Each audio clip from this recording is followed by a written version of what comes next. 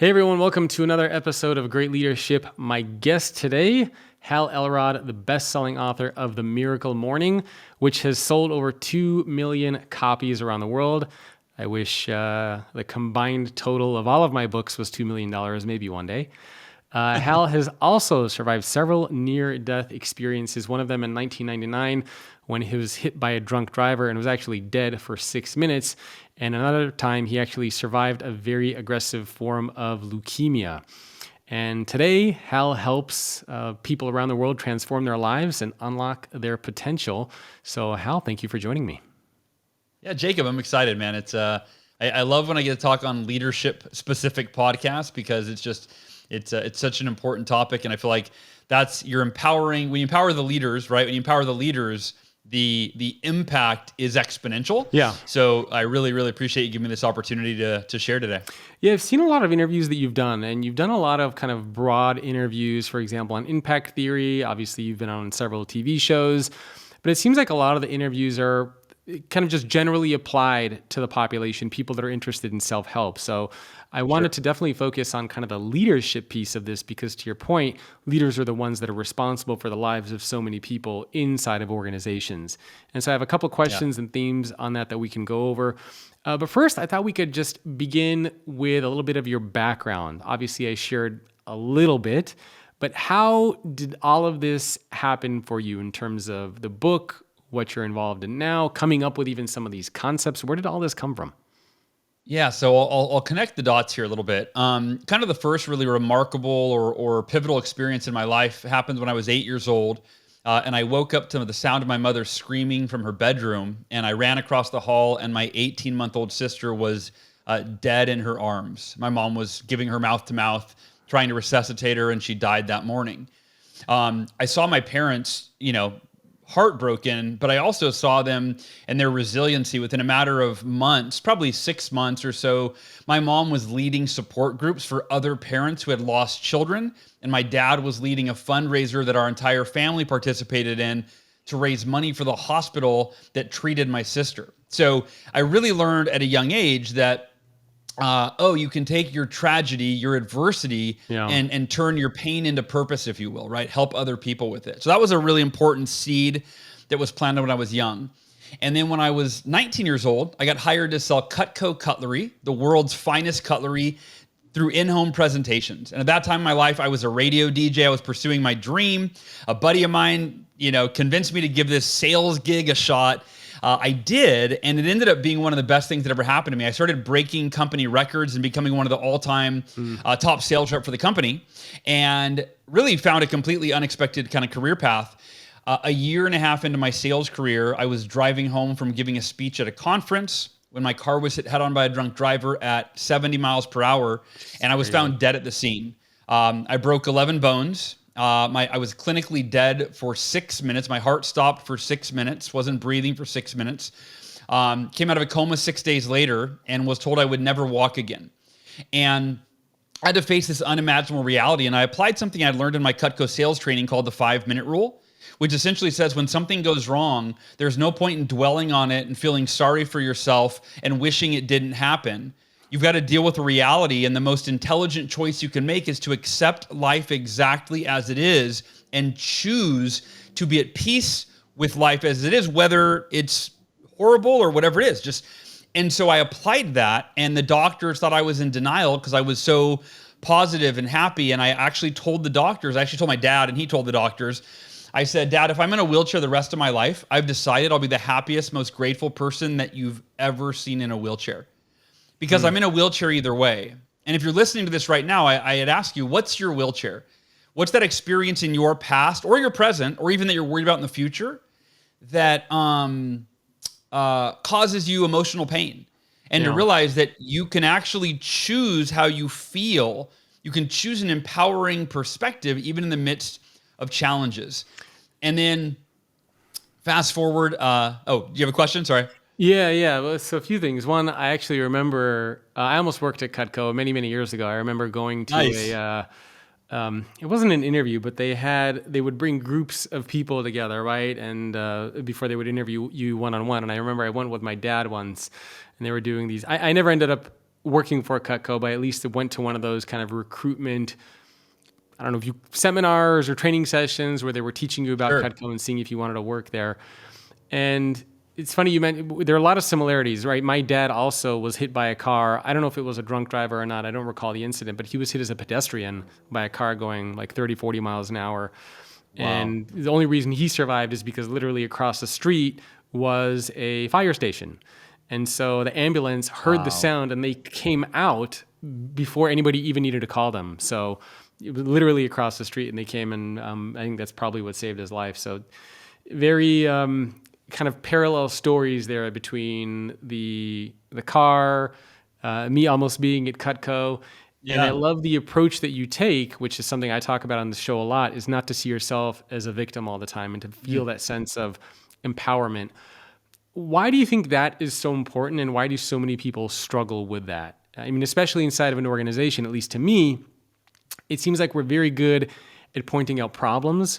We're very good at talking about why we can't do something, why we didn't succeed at something, but we're not very good at identifying solutions, coming up with solutions, taking accountability, being more responsible. Why is the victim approach so much easier than the empowerment approach for a lot of people? Yeah, I think that it's societal conditioning. There's what's known as your internal locus of control or your external locus of control, and the internal being where you take full responsibility for every aspect of your life, and the external being where you're blaming people and events for the way that you feel or your lot in life. And I think the other thing that we're conditioned to believe is when good things happen, I feel good, and when bad things happen, I feel bad. And people go through their entire life trying to manipulate their circumstances and other people so that they can feel good. Versus, I think there's a better paradigm for us to embody, especially as leaders, which is, how about rather than when bad things happen, I feel bad, and good things happen, I feel good, how about no matter what happens, I choose how I feel. I choose how I experience life, and I choose to be the most, for my take on it, the happiest, most grateful, most optimistic, most positive you could ever be in the midst of challenges. And I'm rereading a book right now. I'm actually reading the new version called Who Do We Choose to Be by Margaret Wheatley. And she talks about that. Like, the world's in chaos, and it has been for a long time. And there's a lot of things that, despite well-meaning people, like, there are some unchangeable things that are just bigger than any individual can control. And so she talks about, you have to ask yourself, who am I going to choose to be in the midst of the challenges, in the midst of the chaos? And that's what leadership is about. It's going, okay, I can't change the things that are out of my control. I can't change the economy. No individual controls the economy, right? I can't change the past. I can't change other people. But I can choose to show up at my best every day for those I love and those I lead. And so again, I think we've been conditioned as a society to be victims, and it's not your fault you feel that way, you poor thing, you had this happen, you had that tragedy. I think that we're conditioned to be victims, and we have to rise up and choose to be leadership. It really is a choice, and it's one that most people will not make. And that's why I think that it takes a special person to make it, but anybody can make it at the same time. Hey, really quick, do you want to hear something crazy? Over 96% of the people who watch these videos on this channel are not subscribed. Why don't we fix that? If you want to get access to more awesome videos just like this one, make sure to hit subscribe so you'll get notified when they get released. And so specifically for a lot of people, what if they say, oh, I work for a company, my leader doesn't like me. I work at a company, the culture doesn't support this. It's one thing where in your personal life, you have more accountability and agency over the path that you're taking. But for a lot of people inside of an organization, they might say, well, there's nothing I can do. My leader's just a jackass. He hates me or she hates me, and they're taking credit for my work, and they're, making my life hell. What about in that kind of a situation? Yeah. I mean, I don't think there's a really clean answer to that question, right? Because, one approach would be like, get the hell out of there, right? Like, if that's an option. But let's just say that's not an option. Let's just say you're in a company for whatever, you want to stay there for 3 more years so you can earn your retirement, like whatever the reason. Let's just say you're there and you have a leader that you don't get along with. One approach obviously is really doing everything in your power to reestablish rapport with that leader, to find out what do they want, what are they seeking, what do they aspire to, how can I align my work with that. And that might be hard to do mentally and emotionally if you can't stand that person. But at the end of the day, it really comes down to one of the oldest adages, which is you have to do the best you can with what you have, the best you can with who you are, and it kind of goes back to that wheelchair example. Like, right, the wheelchair would be an uncontrollable circumstance, right? Never walking again would be the worst case scenario for me at that time. So I thought about that, and I thought about it at first from a place of fear, right? Like, oh my gosh, what if I never walk again? I'm only 20 years old. Like, the rest of my life in a wheelchair, what's that going to be like? How am I going to, I'm 20 years old. I want to, find a wife eventually. How am I going to meet women? How am I going to, right? I'm thinking through all these things. How am I going to reach my goals? I love basketball. I'm never going to play basketball again. Yeah. So I'm thinking through all these things. And then I realized, whoa. Here's the thing. When we focus on things that are out of our control, we feel out of control. And when we feel out of control, it causes stress, anxiety, depression, and the like. And so focusing on things that are out of our control is never the right move. It's never the optimal thing to focus on. And the only thing to focus on is yourself. How can you show up at your best every day? And I think the miracle morning, which I know we're going to get into later, right? That for me this is the strategy where even I'm in the midst of financial challenges, when I'm in the midst of relational challenges, when I'm in the midst of difficult circumstances. 6 years ago, you mentioned my bio, I was diagnosed with a very rare aggressive form of cancer and given a 20% chance of surviving. So, and at that time, the stakes were a lot higher because I had a 7-year-old daughter and a 4-year-old son that I did not have when I was in my car accident.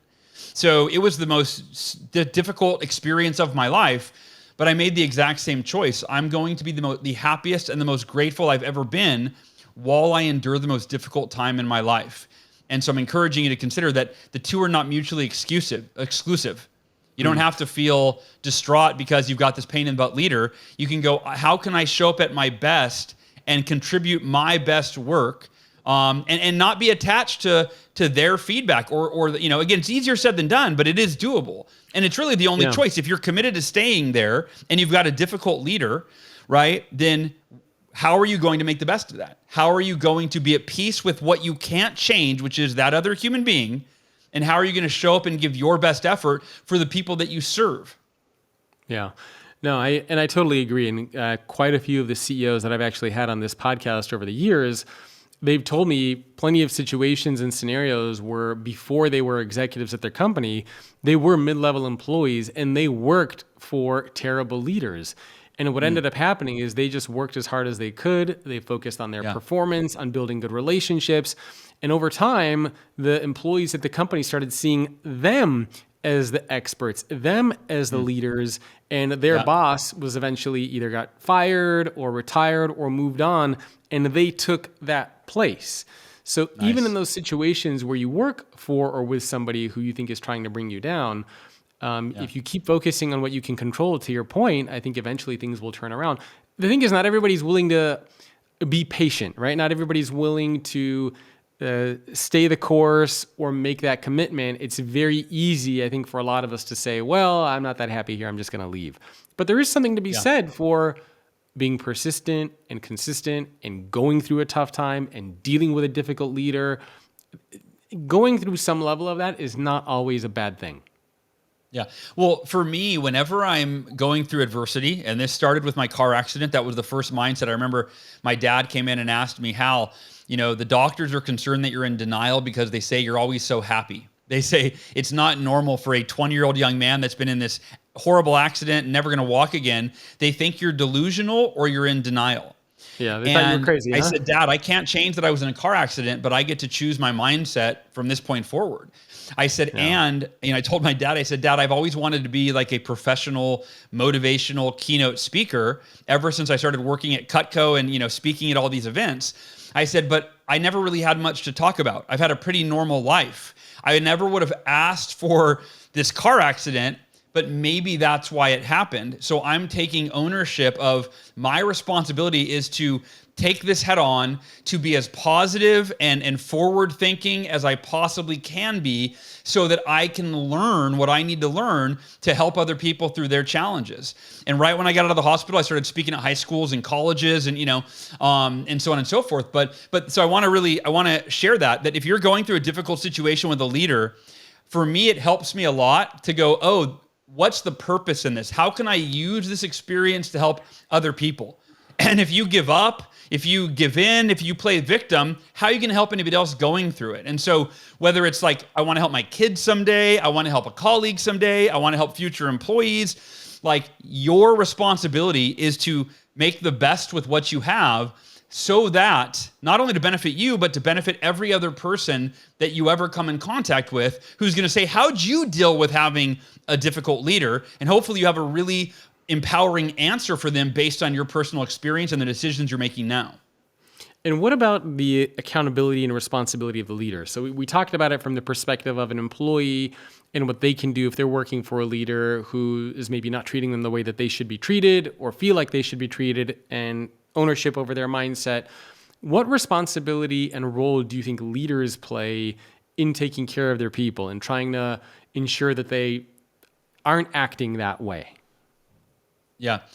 Clarify that part. When you say they aren't acting that way, you mean the leader acting that way, or? Yeah, meaning the leaders aren't the ones who are putting their employees down and making the lives of their employees hell. Because it seems like in today's world, so many employees around the world are disengaged from their jobs. And a big reason for that is because of the people that they work for, their leaders, their managers. Yeah. And I don't know if it's that a lot of these leaders and managers, I don't think they're necessarily bad people or that they don't care. Maybe it's just because the management and leadership training that they went through.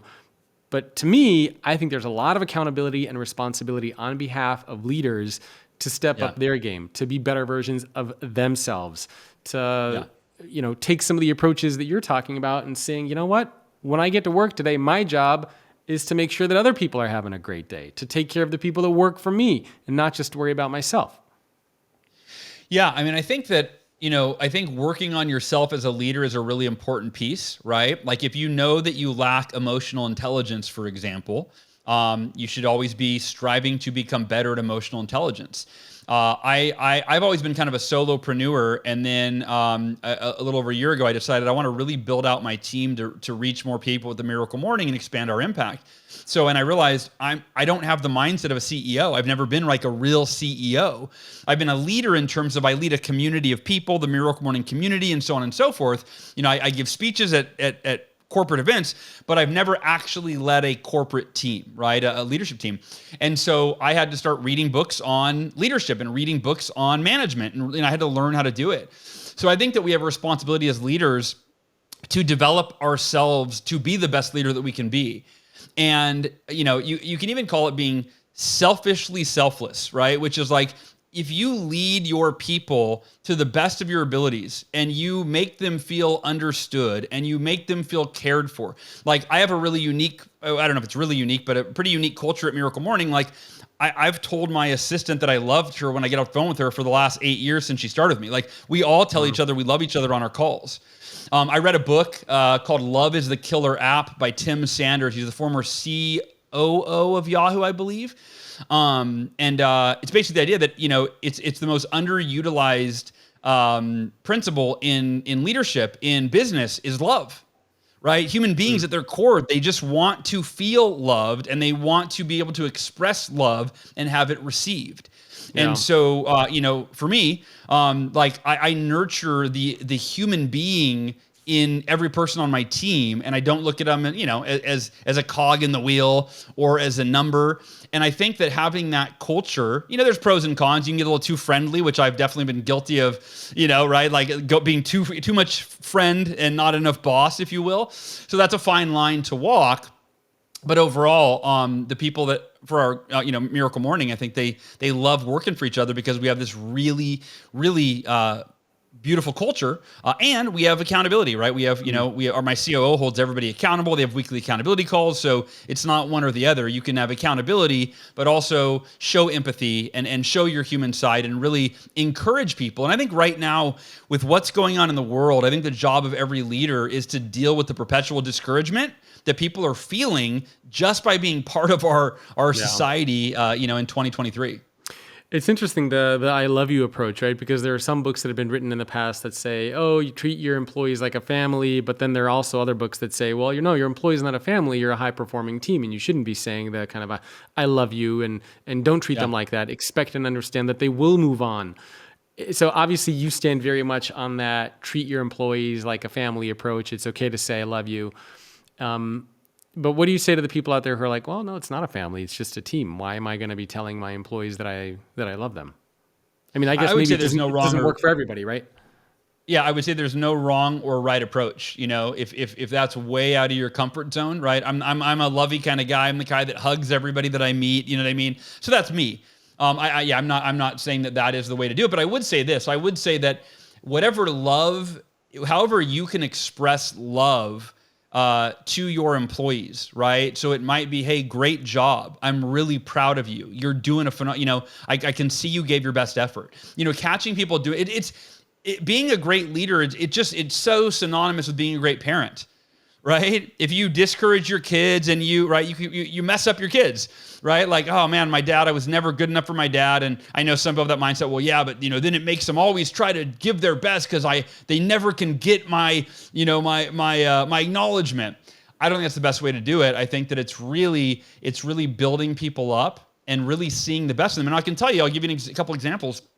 When I started in Cutco, I had never accomplished anything in my life really extraordinary. I never broken a record or done anything. I was never an athlete. I wasn't popular. I never was a high achiever in high school or college. And then when I got hired at Cutco, my manager, Jesse, my mentor that hired me, he told me that he believed I could break the all-time company record.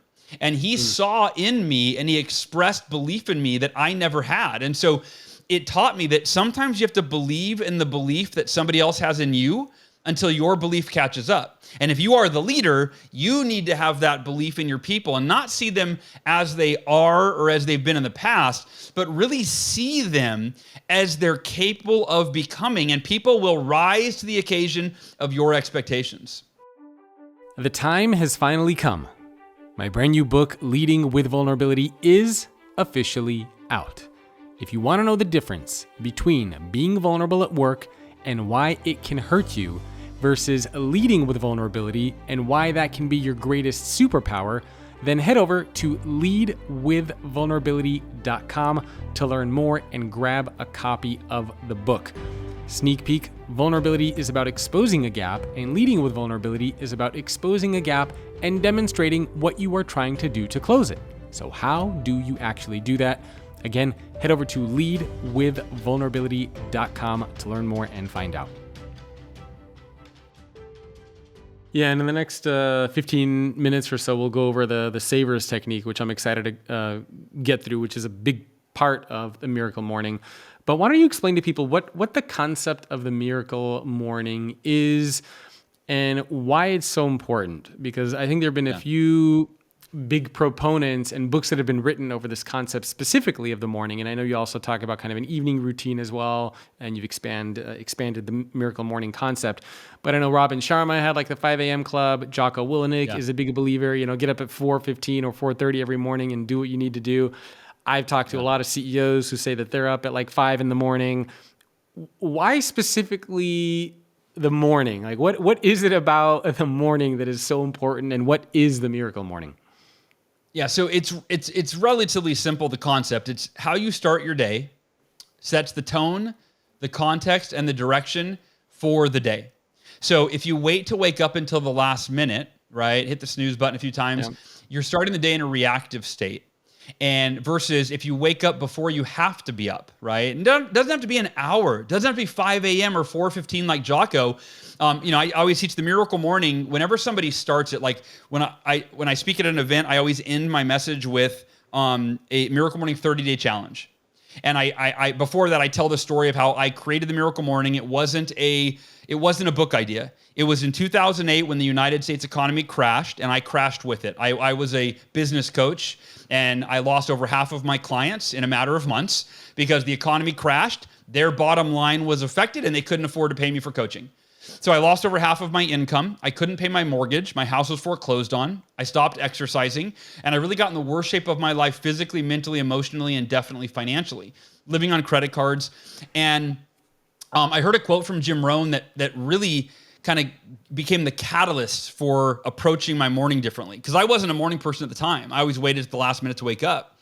And Jim Rohn said, your level of success in every area of your life will seldom exceed your level of personal development. And when I heard that, I quantified it.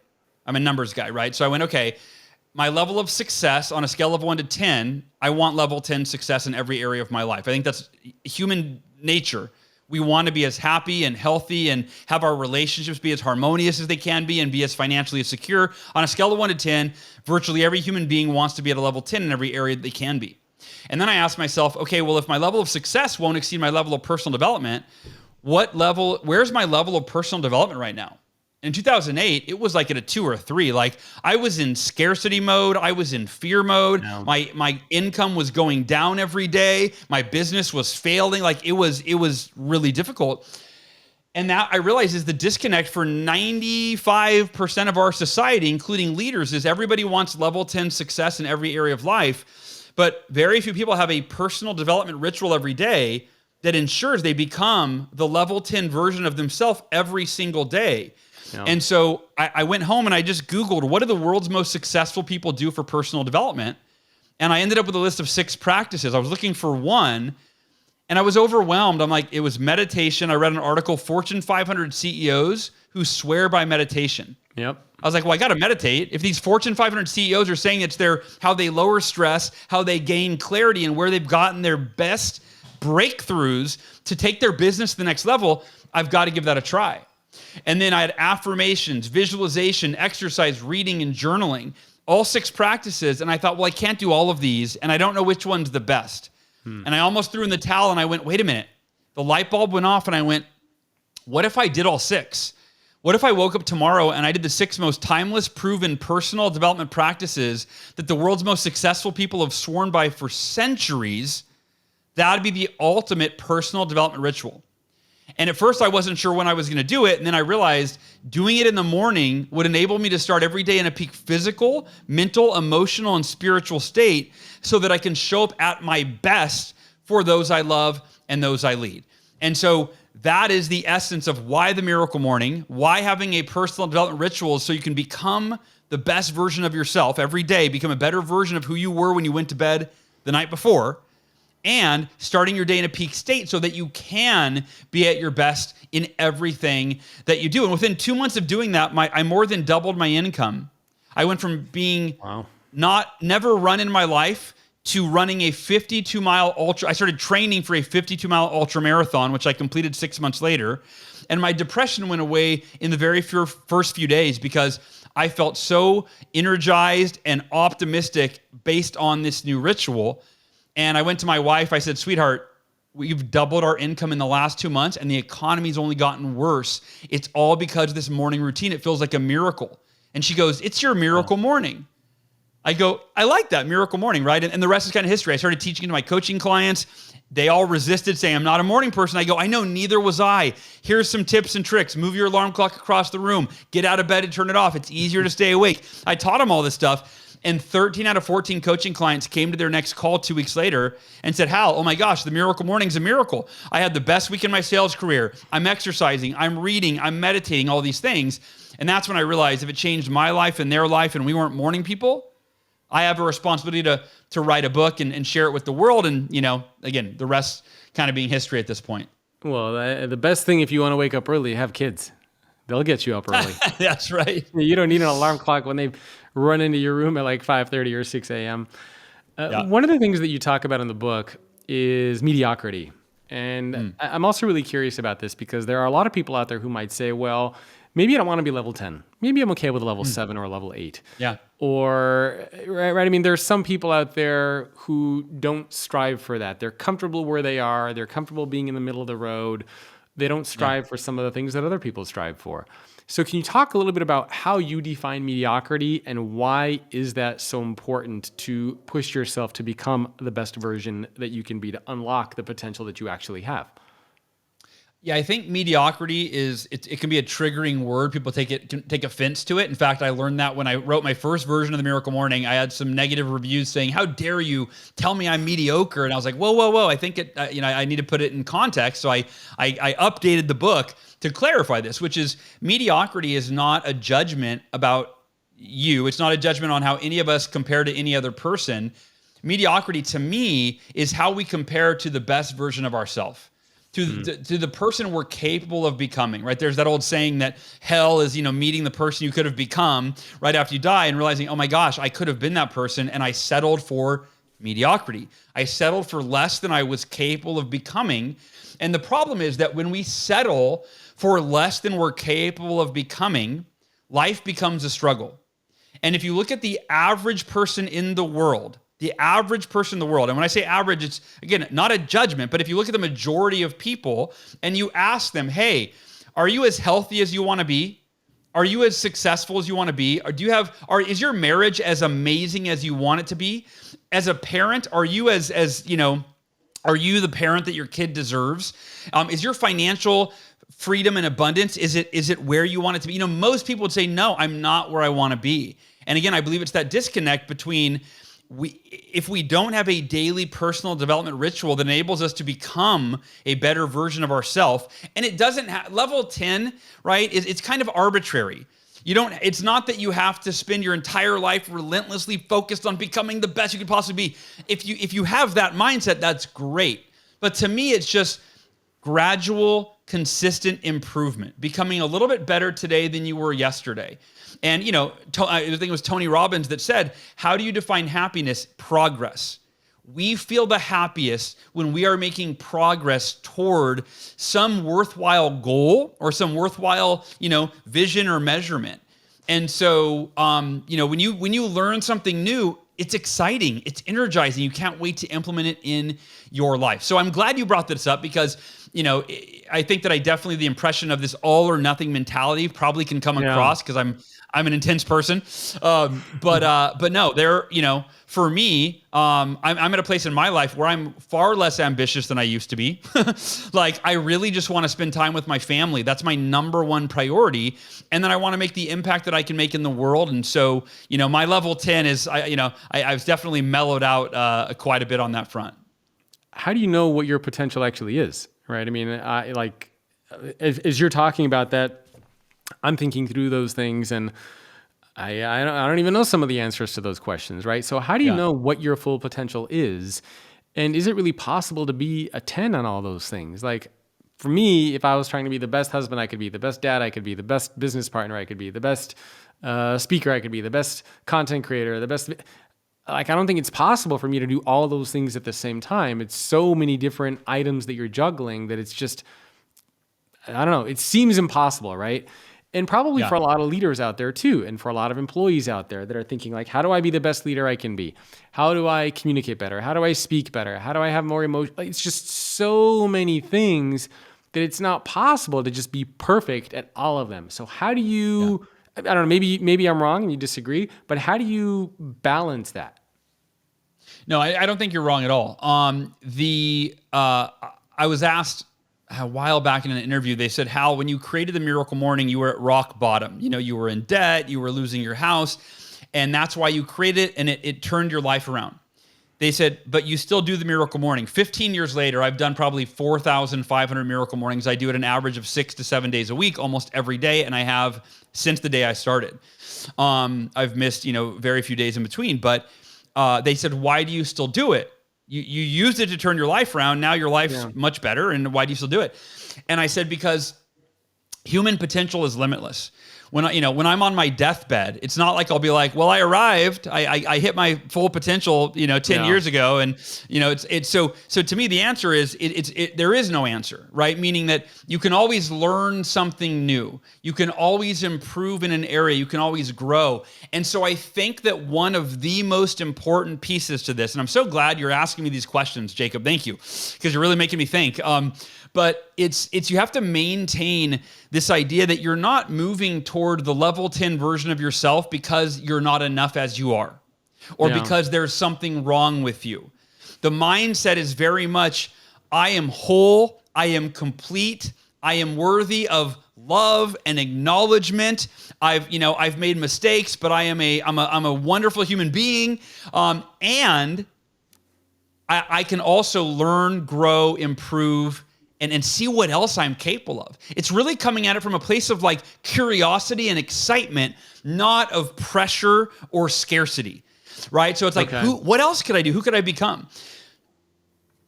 I remember, This was a few months ago, actually, building on that point. I interviewed the CEO of Panera Bread and Panera Brands, Oh, wow. Niran Shadari. And we got into a similar discussion where we were talking about kind of balancing work and life and his views on things. And he gave a similar analogy where he basically said that he views his life completely just on kind of like a hub and a spoke. And he said that all the different roles that I play in my life are a spoke. So I'm a musician, a father, a son, a leader. And he said it's not possible for me to be maximum on all those spokes every single day.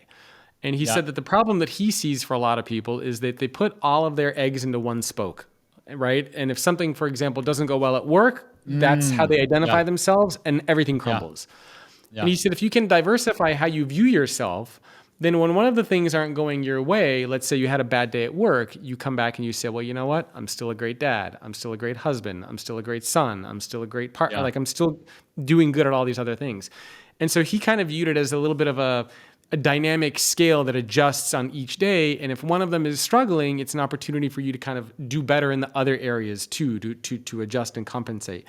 So it seems similar to what you're saying. And it probably the first step is to identify those different areas where you want to be level 10 and to strive for all of them.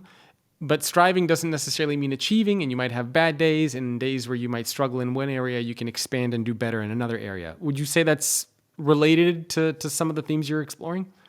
Yeah. So here's a couple ways to approach this. One is, are you familiar with the Wheel of Life exercise? No. So the Wheel of Life, and lots of folks have shared this over the years. It's not my own thing, but it's basically if you could picture like a pie. Yeah, you're going to Google it. Picture a circle, right? Like a pie with 10 areas of your life, right? So it looks like a pie, right? Or like a pizza.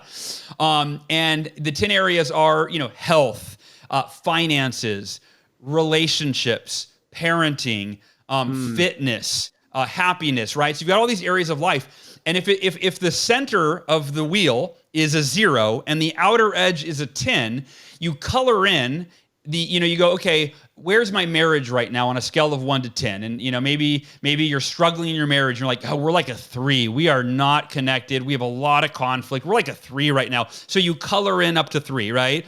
And then you go, where's my health? You're like, actually, I've been exercising. I'm actually like a 7 right now. You color in 7, right? And you go all around the wheel. And what it does, it gives you this instant picture of how either in balance or out of balance your life is, as well as which areas need the most attention.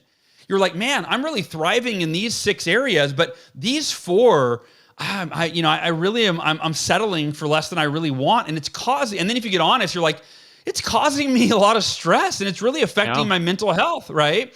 So then now you've got clarity on, okay, I want to work on these 4 areas. And then you ask yourself, what's a level 10 in these areas? And right now you might just go, what's a level 10 this year? Not like what's the ultimate level 10 that I can achieve in the next 30 years. What's a level 10 this year, right? And maybe it's just going from that 3 to, just to take it up a few notches. And so for me, when I set my goals, I also identify my mission. I call it my miracle mission. It's just my own, I guess, in my head, being on brand with my own miracle idea. But my miracle mission is, okay, of all the goals in my life, what's the number one most important goal? If I had to pick, it's hard to do sometimes because these are all important. But if I had to pick, what's the one thing that if I accomplish it, it will positively impact my quality of life more than anything else? And sometimes that's going to be your financial situation. Sometimes it's going to be resolving something at work, right? There have been times where it was writing the new edition of the Miracle Morning book. This last 6, that was like my mission for the first 6 months of this year, was rewriting the original book and publishing this new edition. And so what I found is that when you identify a mission and you decide, this is my number one priority, and this matters more than anything, and I'm not allowed to work on the other goals in my life until I've given attention to this one area. And so what I've found is, whereas you might think like, oh, but I can't pick one, and these other areas are really important. Here's what I found. The average person, we are so spread thin across so many areas of our life, and we're trying to give equal attention to all of them, and we're not necessarily excelling in any of them. And what it does is it robs us of the qualities that we develop when we narrow our focus. So when you choose a mission amongst all of your goals and you decide this is my number one mission this year, what you find is you develop focus and clarity and discipline and consistency by focusing on that mission. And then that spills over into every other area of your life because you become more clear, more disciplined, more consistent, etc.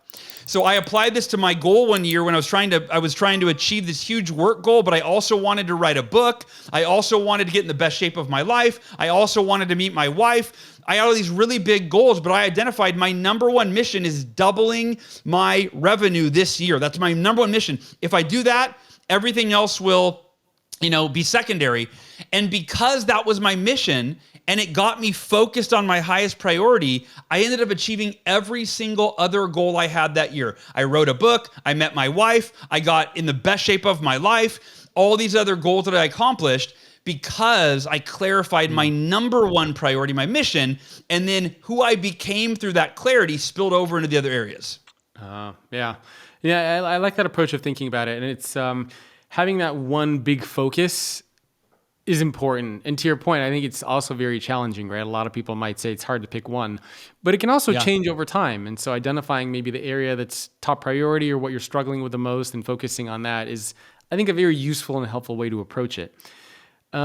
So we have a few minutes left here. I wanted to jump into the savers technique, but maybe one more question before we do that. And that is, how do you avoid burnout with this? Because it seems like if you're trying to chase or become a level 10 version of yourself in a lot of different areas, it's also possible that you could potentially burn out, right? You're doing too much. You're working too hard.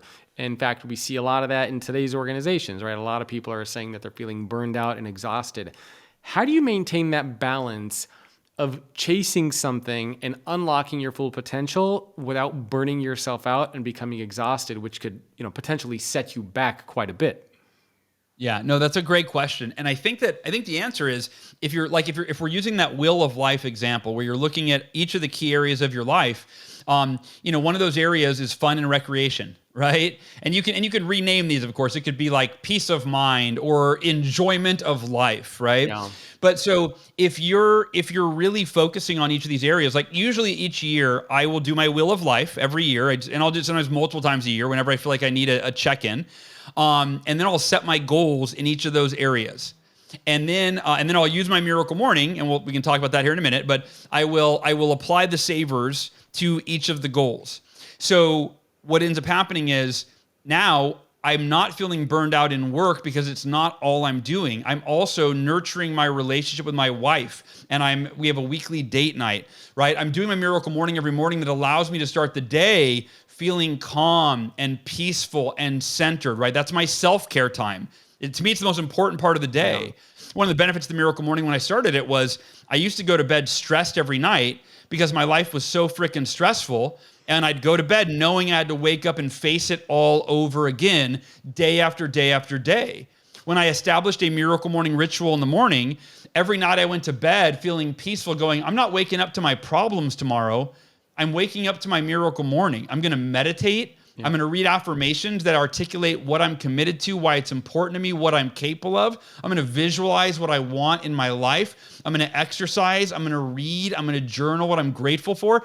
So having a miracle morning kind of gives you this reset button every single day. Whereas if you don't have that, you just go from, you go to bed stressful, you wake up stressful, you go to bed. It's just this vicious cycle.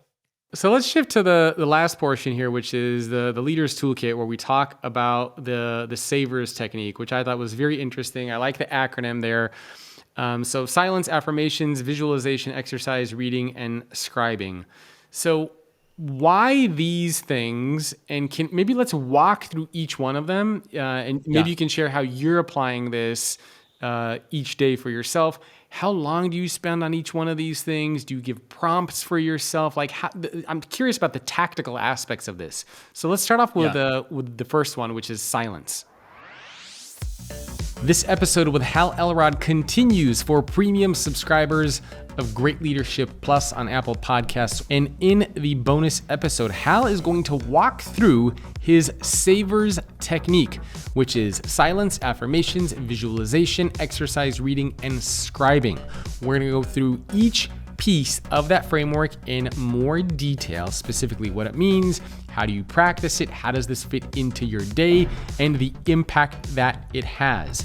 So again, only available for premium subscribers on Apple Podcasts. And you can also join our community, greatleadership.substack.com, to get access to weekly articles that I write and weekly leadership hacks. And lastly, of course, if you get a couple seconds, please share this episode with a coworker, a friend, or a peer, somebody who you would like to see become a better leader. Thanks for tuning in. I'll see you next time.